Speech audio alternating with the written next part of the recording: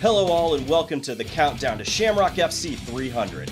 Over the next 7 weeks, we are going to take a look back at some of the biggest moments in Shamrock FC history. Along with going back to the beginning to see where Shamrock started, we will take a look at some of the best fighters to come out of the organization, show you some of the best fights in our history, and also break down what's going to come with Shamrock FC 300 that goes down on December 1st.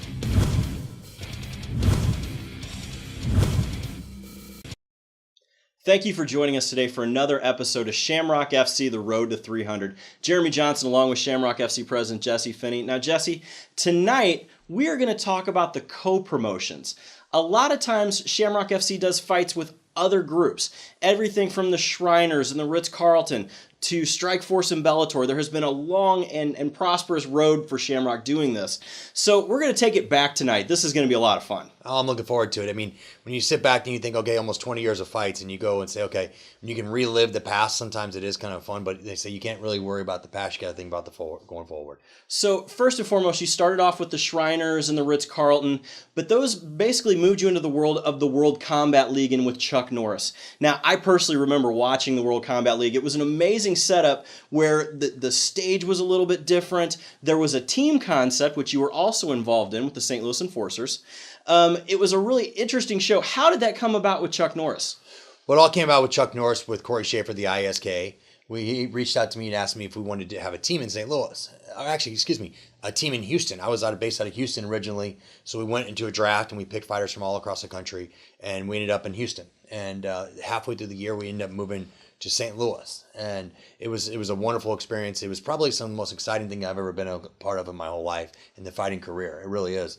This was one of these things where it was a team concept, and I think there was 7 weight classes, and we would have 2 girls and then 6 guys or 5 guys. Now, with that, for the folks who don't remember the World Combat League, literally, it brought about Raymond Daniels, it brought about Felice Herrig, Stephen Wonderboy Thompson, and Pat Barry all started with the World Combat League, and you guys had a big part not only as a team, but behind the scenes. Right. No, I mean, as far as the team goes, I mean, we won the inaugural season, which was an amazing experience. We would go from city to city. We would go from Atlantic City to Denver, Colorado, to San Antonio, Texas, to Austin, Texas, to St. Louis, and it was awesome. It was one of those things that I look back on, and it was an amazing experience.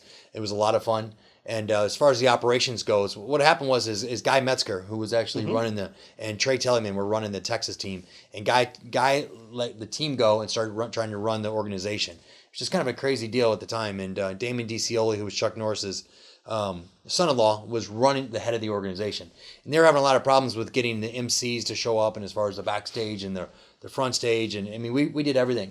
And they said, hey, would you be interested in running the whole organization and running the whole operations? We ran all the way down from the van drivers all the way to scorecard runners to the MC to the backstage to everything, everywhere across the whole board. We made the whole thing run, but it was challenging because, I mean, there was 96 fighters in a city. Wow. And we had to run all the logistics of that, from making sure everybody was coming in and out of time. And it was a crazy time, but it was something I learned a lot, and I was very appreciative of. So with that, let's take a look at one of the old fights from the World Combat League.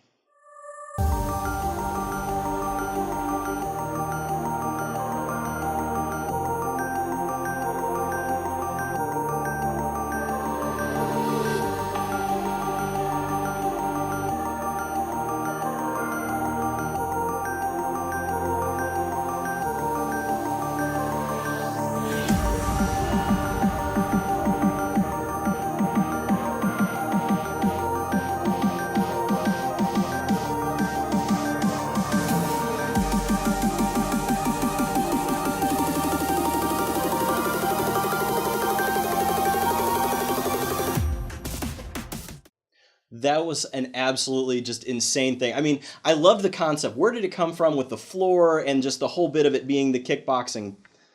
Well, I think if you really sit back, it was Chuck Norris. It was Chuck Norris and Corey Schaefer, the guys that actually put this whole thing together before I was even involved. And they came in and said, we want to give the most exciting fights. What's everybody want? They want to see knockouts. They want to see people fighting nonstop. Back in, I guess it was 05, 06, 07 is when everything was going strong. And it was a lot of MMA that was going on. It was a lot of wrestling. And it was trying to combat against MMA, just say, okay, you know what? We don't want these guys that are going to go and just hold people down and wrestle them and not do anything with it. So, we're going to make it a complete stand-up sport, and it's nonstop action, nonstop in your face, in your face, in your face at all times. And we had to deal with the Versus Network, and it was wonderful. It was some of the best times of my life.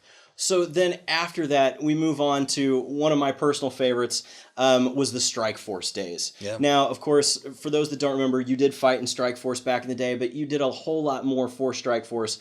There were several shows between St. Louis and Kansas City that happened that you had direct impact on.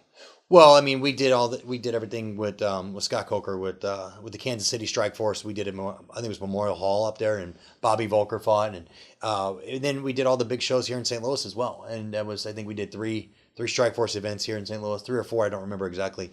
But I mean, it was some great fights we put through St. Louis, and Strike Force is an amazing organization that if you look back at all the UFC champions from all the way down from Daniel Cormier, Luke Rockhold, Tyron Woodley. There's a lot of guys that were seen here out of St. Louis, and Michael Chandler. Mm-hmm. And you look at the champions that were in the UFC, right? And if you look back and when UFC bought Strikeforce, what happened? And what happened was a lot of the Strikeforce guys became champions over there. And there was a girl by the name of Ronda Rousey.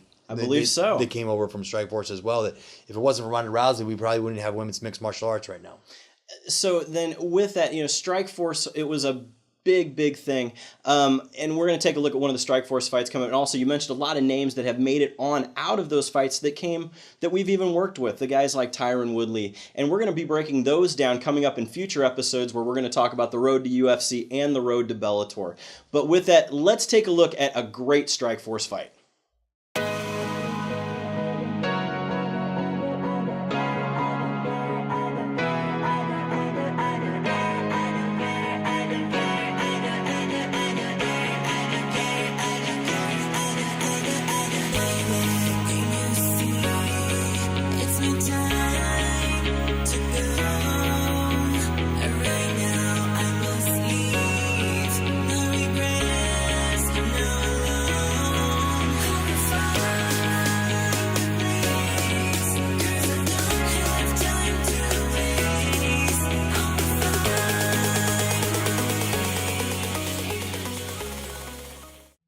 A lot of action-packed highlights there from Strikeforce. Literally one of my favorites. I remember going to the weigh-ins and watching all the giant celebrities. I remember seeing Bigfoot Silva, Anderson Silva, and all these guys just walking around. It was just one of the craziest times here in St. Louis. Well, if you look back, those were the biggest MMA fights ever came through St. Louis, still to this date. And I mean, between that and Bellator, Scott Coker's done a wonderful deal.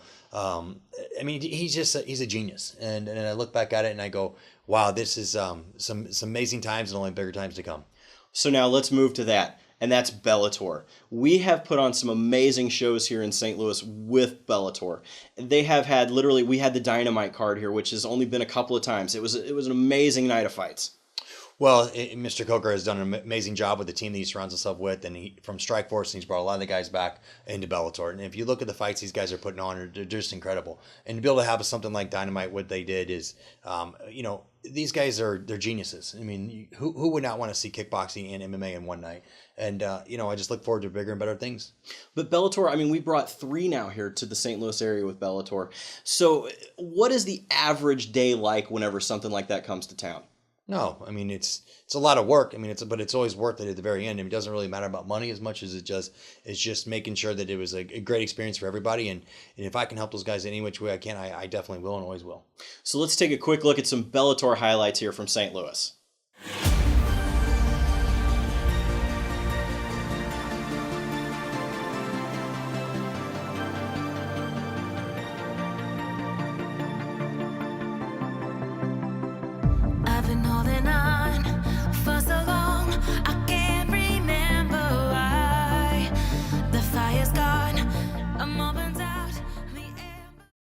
But let's talk about what this is really all about, and that is Shamrock FC 300 that is going to go down December 1st at River City Casino. This is a gigantic show to close out the year. Jeremy, I think that if you look on paper, this says, okay, yeah, we have had a great year, and we only look for bigger and better things. Next year is going to be our 20th year anniversary. This year, we're going to have our 300th show. On December 1st, I will promise you this will be the best show we've ever had. So let's start to break down some of the matches here as we go weekly with this show. Now, I want to start off with what's going to kick off the main card, and that is Joe Mueller taking on Matt the KO Kid Murphy. Well, you know what? You know what you're going to get with Matt Murphy. I mean, Matt Murphy's going to come at you. He's going to fight hard. He's not the best jiu-jitsu guy in the world, but I'm not saying that Joe Mueller is either. Right. Joe Mueller is a guy I've never seen fight. I've heard a lot of good stuff about his kickboxing, but Matt Murphy likes to stand and bang. Matt Murphy is also a very good wrestler. I mean, as far as takedowns, he's a very athletic guy. Now, can Joe Mueller sustain and stay off his back? We don't know. Only time will tell. But these are the matchups that we're going to put on in December 1st, and we're going to start off with Joe Mueller and Matt Murphy. Now, we're going to have a whole lot more with this as we get ready for Shamrock FC 300 in the weeks to come. We're going to break down all of that action for you. So, Jesse, we've done a lot of things with Shamrock here. Jeremy, we've done a lot in 20 years, but guess what? I think we still got another 20 years to go, and we got a lot of things that are still on our list.